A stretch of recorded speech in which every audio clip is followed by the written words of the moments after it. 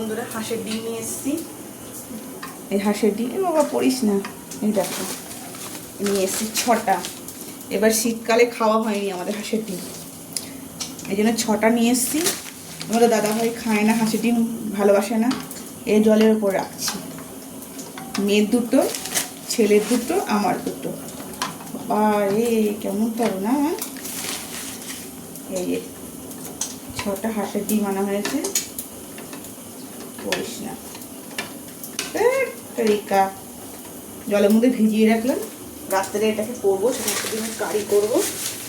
আর এই যে কটা 1 2 3 4 5 6 6 আর একটা 7, এই সব কটা এখন পোচ করবো, সবগুলো পোচ করব।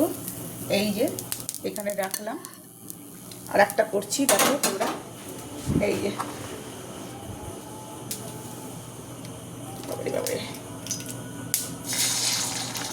এটা পোচটা হয়ে গেল, এটা পোচ করছি, সে পোচ করে করে রেখে দিচ্ছি। এগুলো সব ভিডিও করবো বলে তাই বানানো হচ্ছে, ভিডিও তোমরা দেখবে। আর ওটা রাত্রে করা হবে। আর এই দেখো কলার পাতা, সেই দেখালাম না তোমাদের, এই দেখো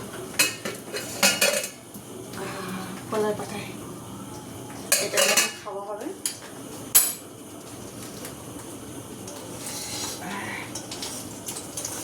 এটা এই পিঠটা ঘুরিয়ে আসতে করে দেবো, ভুলে না ফেটে গেল, এটা বুঝতে পারলাম না।